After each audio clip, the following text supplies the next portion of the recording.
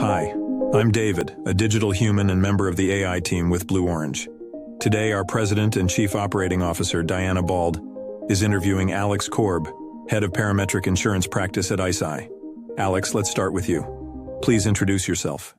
Sure, happy to. I'm Alex Korb. I look after parametric insurance practice at ICEYE. ICEYE is a 10-year-old company headquartered in Helsinki, Finland, that operates world's largest constellation of satellites, not your typical satellites you might be thinking of that take pictures during the day and require no clouds, but we operate what is called radar satellites, or to be precise, synthetic aperture radar satellites, which can see through clouds, through smoke, volcanic ash, and crucially, at night. And so that gives us a pretty unprecedented ability to provide real-time observation data of the Earth at very high resolution and high revisit rates. And I guess the second part of your question was how did we get started? You mean the company, or presumably just about my background? Both. Company I sort of alluded to, we are over 700 people strong, and a global company was extensive footprint there. Personally, I've been in the insurance industry, insurance and financial services, for 26 plus years now, both on a primary side, on a reinsurance side, on a data side, on a banking side. So certainly bring kind of a broad perspective to the subject of parametric insurance in particular, which I'm sure is something that your audience will be keen to. Yes, actually, I find parametric insurance super fascinating and super necessary today, and that's one of the reasons I wanted to talk to you. A lot of folks don't know what parametric insurance is, and I'm hoping, can you please cover what is parametric insurance? I'll give you Alex Korb definition because there are plenty. Even if you just Google, you're going to find lots of different definitions. I'll give you mine, which I feel goes at the crux of it, and at the same time, hopefully it's very simple. So, okay, ready? So parametric insurance is an insurance without loss adjuster, as we know it. Full stop. That small but subtle change in the insurance relationship as we know it, both from an insurance company perspective and from a consumer's perspective, has pretty significant implications, positive implications, I should say, largely, that resulted in, I don't want to call it parametric insurance hype, but it certainly resulted in that form of risk management and risk transfer being very, very popular and growing very, very rapidly now. But again, at its simplest, just think of the loss adjustment as perhaps one of the most contentious aspects of the traditional insurance relationship or arrangement as we know it, especially in the aftermath of the major events. And parametric insurance aims to completely upend that paradigm by removing the loss adjustment as we know it, and instead replacing it with payments that are simply based on some objective, independent third-party data source. It could be wind speeds, it could be the amount of rainfall, and a whole bunch of other things. And therefore, as an end result, consumers get very fast and transparent payments with no litigation or contentious back and forth with an insurance company. And insurers, quite frankly, also get a very clean contract when they know pretty much soon after an event happened whether or not they owe money or not. So in a way, it's a win-win for both. And that's a major advantage of these solutions, as well as their much broader appeal and use cases, which I'm sure we can get into later on. So that's what I love about it, because it's such a win-win scenario. Can you provide an overview of ICEYE's satellite technology and how it caters to the needs of the insurance industry? Sure. So I guess as I alluded to in introduction, we're a 10-year-old company. We're privately held, and we operate world's largest constellation of synthetic aperture radar satellites. So that's mouthful. So the acronym is SAR, S-A-R, right? The key difference of those satellites in that they they can see through clouds, they can see at night in any weather conditions. And given that we operate more than 30 of those satellites in orbit right now, we are able to provide a near real-time observation of pretty much any point on the globe.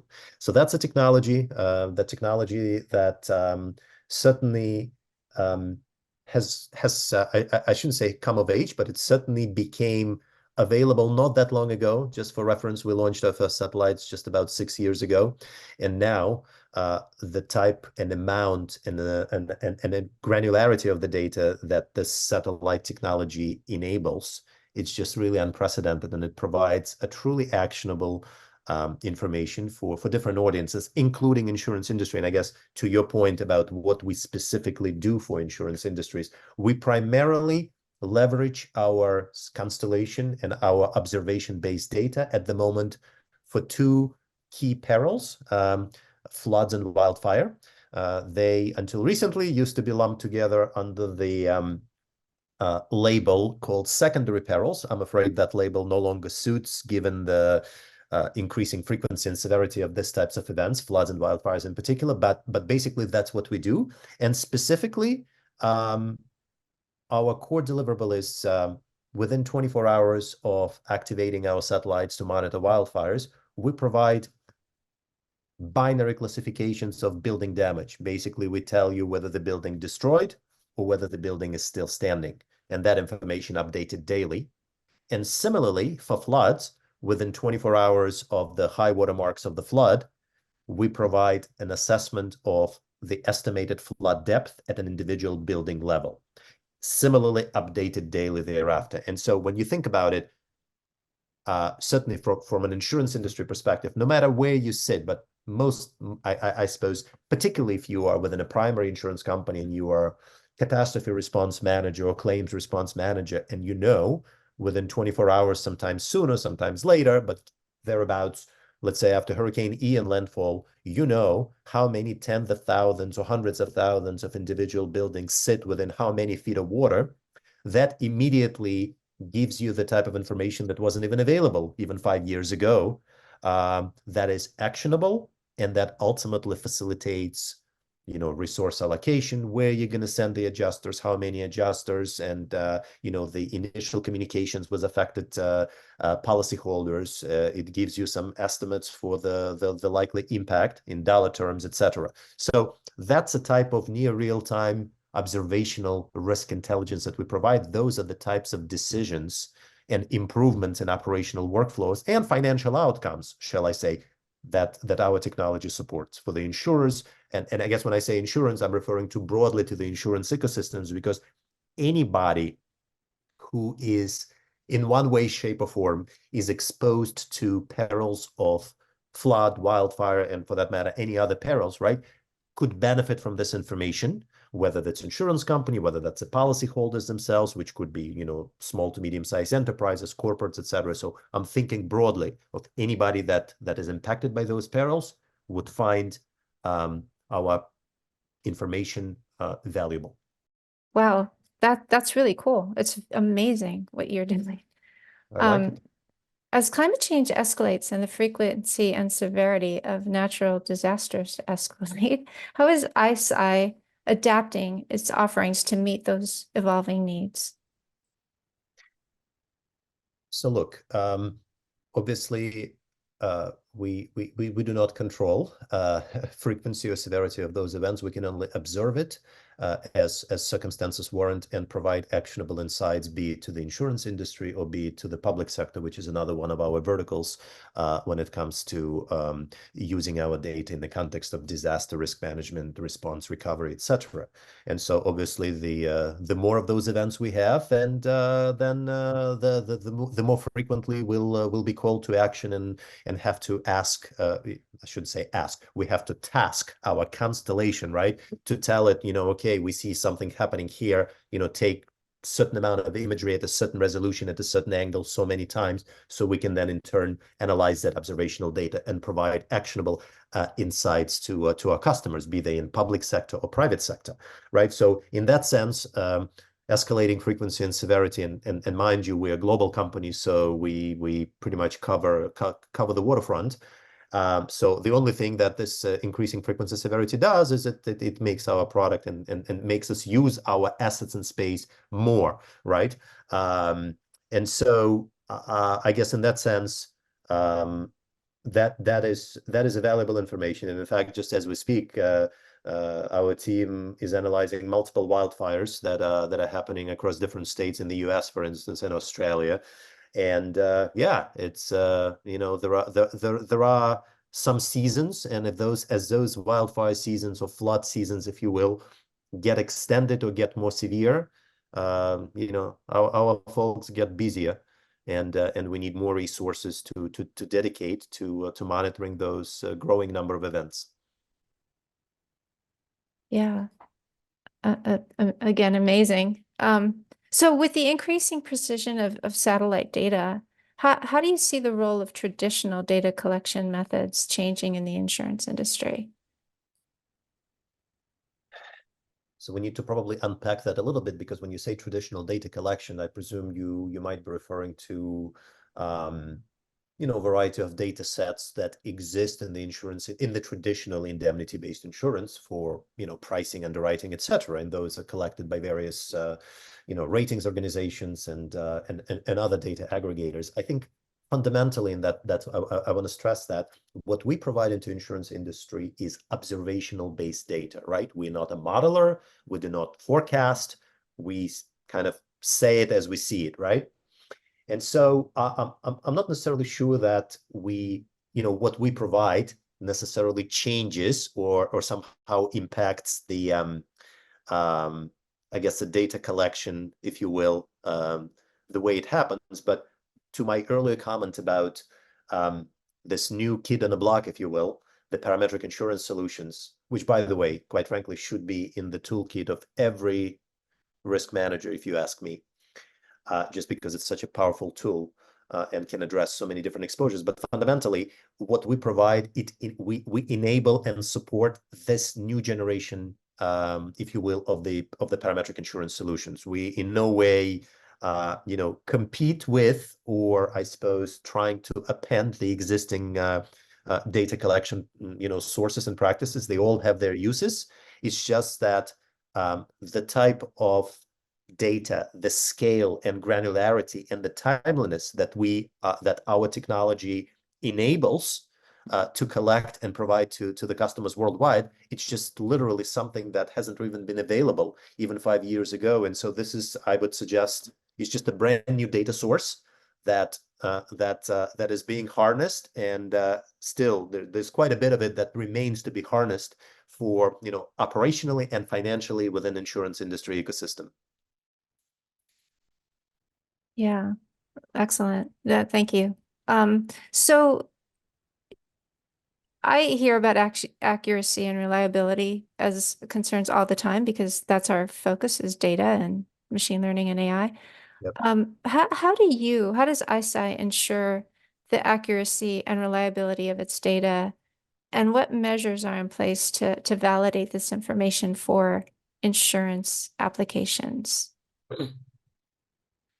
That's $1 million question, which we can easily spend like another half hour, probably way more than that, right? And Yeah. not to venture into philosophy, but the question of accuracy, sort of the question behind the question I would ask is, what is the benchmark of accuracy, right? So you talk about flooding, or you're talking about wildfires. I think it's a little bit easier to benchmark accuracy, or at least to define accuracy for wildfire context, because at the core, you may recall, we provide what is called building damage assessment, which is basically binary classifications. Yes, no, is this building, 24 hours, or sometimes in case of, for instance, last year's Maui wildfires, we delivered the first look at roughly 2,000 buildings in the town of Lahaina, which was tragically affected. We delivered it to Federal Emergency Management Agency in the US within 14 hours, right? So the actionable insight there is, all right, is this building standing or not, right? And so I suppose when you're talking about accuracy, yes, you can subsequently, sometimes weeks, sometimes months after the fact, you can do on the ground surveys and confirm, yep, indeed, this building is gone, this building is still standing, right? And you can validate it. So if you define that accuracy benchmark this way, then yes, I think we have a pretty respectable accuracy. I think in the case of Lahaina, it was close to 90%. Again, mind you that this is 14 hours after the fire started, and there are similar sort of accuracy level for different wildfires that we've analyzed since as well, including in California.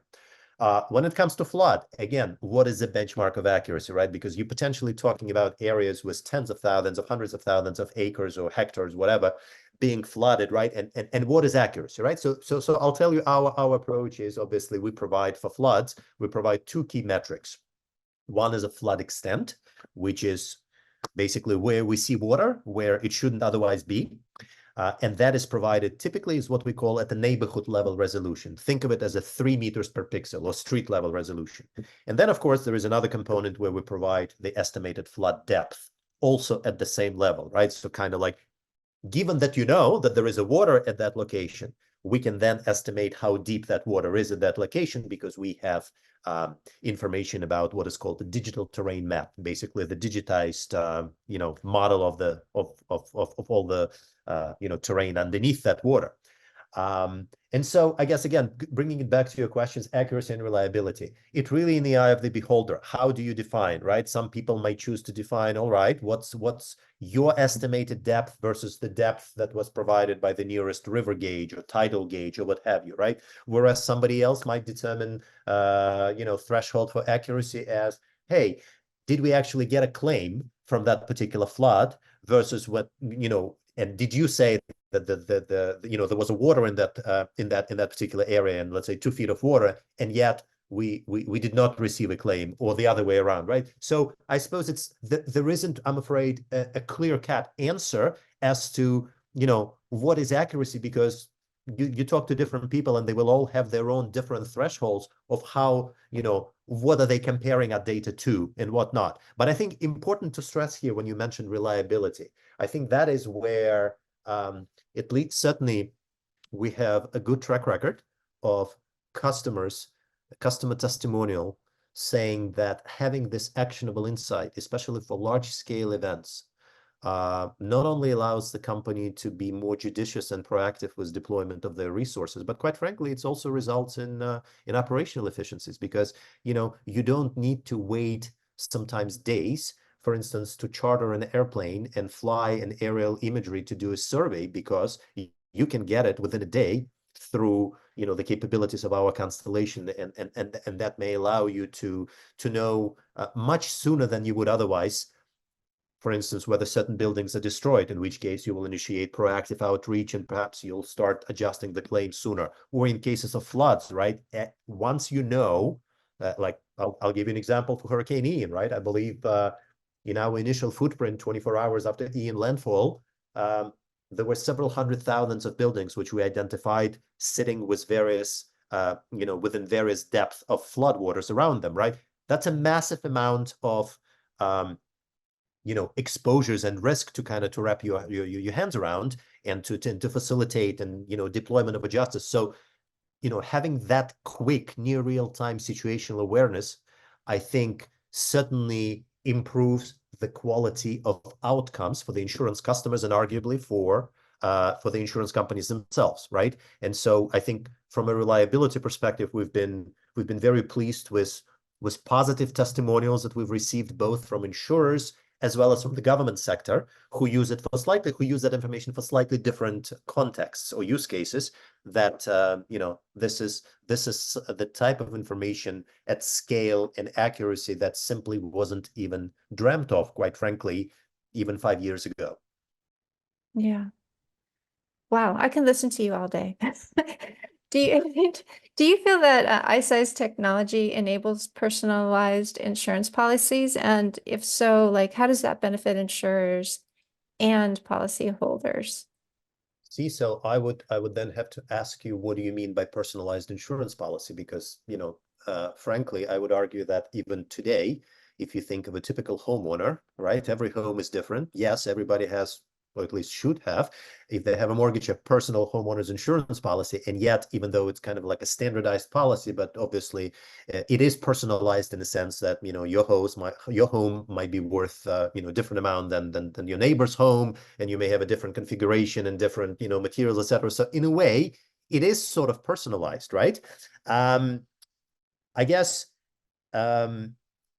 And by the way, sort of the premise behind the question is, I'm not necessarily sure that personalized insurance policies should necessarily be the sort of the goal in and of itself, right? Maybe there are quite some benefits from standardization. In fact, from our friends in the financial services, right? All the standardized commodity contracts, be it for soybeans, wheat, or what have you, right? That there is a benefit in standardization to a certain degree because it enables liquidity. It enables basically an ability to for large volume of transactions. So, but I suppose I can answer maybe a question slightly differently. I think what our technology does enable for insurance industry is kind of like two main sets of capabilities. One is to improve operational capabilities of insurance companies. And again, it kind of goes back to some of the use cases that I mentioned earlier. Once you armed with that information in near real time and pretty respectable reliability and accuracy, you're then able to communicate with your customers proactively earlier. You're able to hopefully mobilize the resources and adjust the claims sooner or with the requisite resources. You're able to, at least for the insurance company's perspective, to better assess, have an early estimate of loss, etc. So sort of in insurance lingo, all this operational decision making that you are able to do better, courtesy of the data like ours, they ultimately make you a better operated insurance companies. And sort of an insurance company sort of parlance, I would say that your enterprise risk management posture will be significantly improved if you are leveraging this type of technology, right? And obviously there are some downstream benefits that accrue not only to your own policyholders, right? They hopefully see a faster and more efficient claims adjustment, particularly in the aftermath of disasters when there are hundreds of thousands of claims. Unfortunately, somebody's going to be the last person in that queue, right? And so if you can somehow compress that queue and get to people faster and adjust the claims sooner based on the information that you have sooner, right? That is certainly going to impact the satisfaction, etc. And so I guess I think what our technology enables is certainly, yes, it makes companies, I would argue, better operationally, better enterprise risk management score candidates, if you will, right? And that has its own set of positive externalities where, if you are a better operated company, then maybe you deserve a better rating from an insurance agency, right? And maybe you deserve a more favorable reinsurance pricing when you come back, to the reinsurers, etc. Right? But then besides those operational benefits, I think there's clearly financial benefits, and by that I mean parametric insurance, right? So basically, parametric insurance, as I mentioned, thrives. In fact, it's a necessary ingredient for the equation, right? If you remember the definition that we started from early on, think of it as a traditional insurance without the loss adjuster, right? But you have to pay the other party somehow, right? And the way you pay is by referencing some external objective data source, right? So data is the key parameter. It's a necessary ingredient there. And effectively, the type of real-time or near real-time Earth observation data that ICEYE provides into the market, it underpins a new generation of data sets that provide this types of solution. And I'll give you an example because, examples are always better than just, me theorizing about it. Last year, New York City, which I believe is where you are located, and I'm not very far from it in New Jersey. Last year, New York has really done a groundbreaking transactions whereby they've identified several neighborhoods in the 5 boroughs, which, based in part on the experience a decade ago with Hurricane Sandy, whereby, they determined that those neighborhoods being vulnerable or at particular risk of flooding. And so they took out the parametric flood insurance policy. In that case, it was from one of the largest reinsurance companies in the world called Swiss Re. And the way that policy works is actually quite simple. It basically says, just imagine looking at the map and you see, the boundaries of a particular zip code on a neighborhood. And basically the policy says, hey, if from any given, flooding event, more than X% of that, neighborhood is flooded, like a surface area, then Swiss Re cuts a check to New York, and New York uses it for, you name it, to assist vulnerable people, to do search and rescue, response recovery, et cetera, right, to facilitate rebuilding.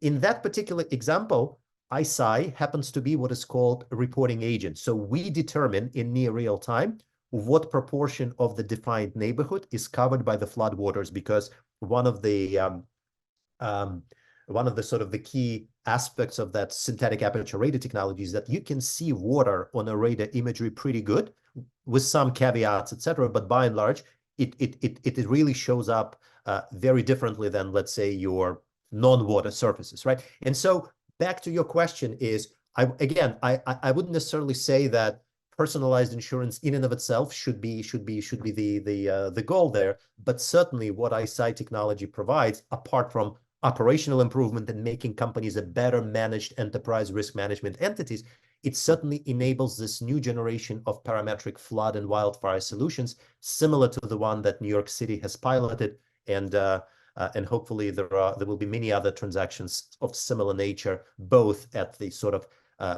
municipal government level, as well as down to the corporate and individual consumer levels. Yes, I am in one of those neighborhoods, and I remember her, Sandy, very well. Indeed. Can you discuss any challenges ICEYE faces in integrating its satellite data with existing systems in insurance companies, and how do you overcome those challenges? Sure. We tend to meet our customers where they are, which is to say, there is quite a spectrum of, I guess, system use and I guess sophistication, if you will. Some folks have the requisite resources maybe to process the geospatial data in-house and port it into their systems. Others rely on some other existing geospatial systems to monitor their portfolio, etc. So we try to meet their customers where they are, which is to say that we provide integrations with some of the widely available or widely used geospatial system, because that's where our customers choose to consume our data with.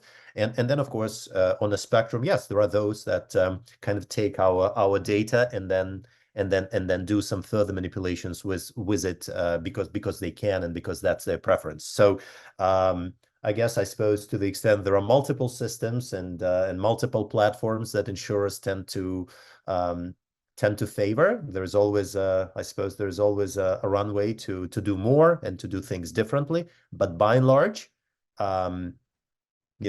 it's I'm going to say it's a great problem to have. Once you have an actionable insights, it's not to be minimized, certainly, that problem, but yes, once you have the data, we're going to find a way through our operations and technology team to make it as painless as possible for the customers to consume that data. I had to take myself off of mute. Sorry about that. No worries. So we are almost out of time. I'm going to jump to my last question. And, Sure. Everybody talks about AI, so I have to ask you about AI, of course. Yeah. In what ways do you believe AI and machine learning will shape the future of satellite data analysis for insurance and just other industries that you serve in general? Yes, if I had a dime every time I heard the term AI, right? But Oh, I'm me afraid, too. I'm afraid my response might be somewhat underwhelming in that I'm certainly not nearly qualified to even opine on AI, etc. This is just not, for various reasons, an area that is part of my expertise. Machine learning probably similarly, although we do use machine learning in helping us to decode or decipher the massive amounts of satellite imagery and data therein that we collect. So I can certainly tell that we are using that as part of our processes. And my layperson understanding of both, well, certainly from a machine learning perspective, is that this is quite a valuable tool when it comes to processing vast amount of complex information, and especially if you need to do so increasingly in near real time. Kind of to your earlier questions, that this types of events increasing in frequency and severity, and therefore to do that reliably and consistently at scale, you do need to rely on the sort of the latest advances in machine learning and whatnot. And that's probably the extent that I can comment on that. But I suppose fundamentally we are aspire to be the source of truth, delivered from multiple eyes in the sky. and for the benefit of certainly insurance industry and society at large, because ultimately the data that we provide or other companies like us might provide, they ultimately serve one purpose, and that is making our society more resilient.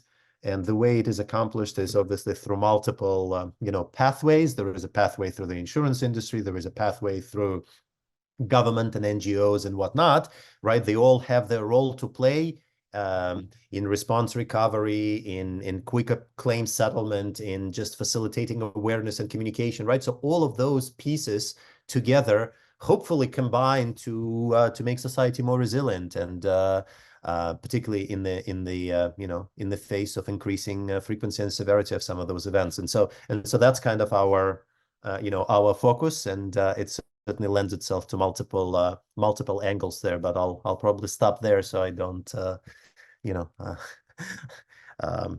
I guess that's my take on it.